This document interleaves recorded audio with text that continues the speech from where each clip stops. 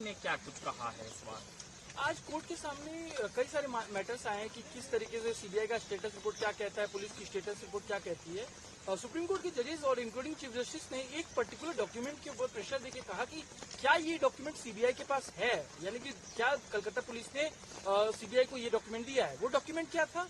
एक ऐसा डॉक्यूमेंट होता है जब किसी का भी पोस्टमार्टम रिपोर्ट के लिए जाना जाता है, उसके पहले एक डॉक्यूमेंट होता है। उस डॉक्यूमेंट में डॉक्टर्स कहते हैं कि हम इस बारे में ये रिपोर्ट कर रहे हैं और अब इसकी वजह से यहाँ पोस्टमार्टम होना चाहिए। वो डॉक्यूमेंट मिसिंग।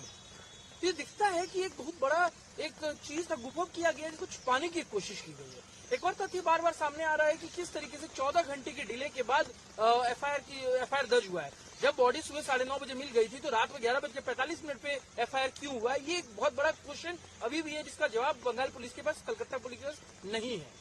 यहाँ पर ये समझने वाली बात है कि बार बार सुप्रीम कोर्ट के पूछने के बाद भी ये नहीं बता पा रहे हैं कि क्यों ये जो डिले हुआ है उसको जस्टिफाई कैसे करेंगे, या वो डॉक्यूमेंट्स जो मिसिंग है वो कहाँ है। या एक और बात आई जो सॉलिसिटर जनरल साहब ने कहा कि सीआईएसएफ के जो 3 कंपनीज हैं जिनको वहां प्लेस किया गया है कि आरजीकर कॉलेज को प्रोटेक्ट करने के लिए, वहां के डॉक्टर्स को प्रोटेक्ट करने के लिए, उसमें से सिर्फ एक ही को उन्होंने रेसिडेंस और ये सब दिया है। बाकी 2 यूनिट, बाकी 2 कंपनी अभी भी बिना एकोमोडेशन के ही वहां पर है, और साथ साथ उनको न बसेस की फैसिलिटी दी है, न ट्रक दिया गया है, न अदर फैसिलिटीज दी गई है। तो इसके बारे में स्पष्ट डिसीजन आज ऑर्डर आया है कि शाम में 5 बजे तक उनको सारी बसें, सारे एकोमोडेशन मिलना चाहिए, और जो बाकी जो सामान है जिसको लेके प्रोटेक्शन करेंगे वो रात में 9 बजे तक किसी भी हालत में मिले।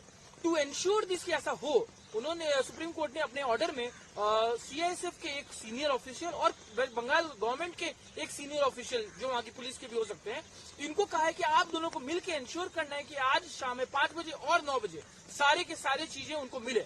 दूसरा एक बहुत बड़ा मैटर आया कि क्या डॉक्टरों को वापस रिटर्न होना चाहिए उनके जॉब पे। सुप्रीम कोर्ट ने कहा कि उनको रिटर्न करना चाहिए, हमने एश्योरेंस दिया हुआ है। लेकिन जब सुप्रीम कोर्ट को बताया गया कि अभी भी वेस्ट बंगाल में और इंक्लूडिंग कलकत्ता में जो हेल्थ वर्कर्स को लेकर जो सिक्योरिटी के क्वेश्चंस है वो अभी भी उतने ही पर्टिनेंट है, अभी भी वो अपने आप को उतना ही प्रोटेक्टेड महसूस नहीं कर रहे, उनको धमकियां मिल रही हैं एक्सेट्रा।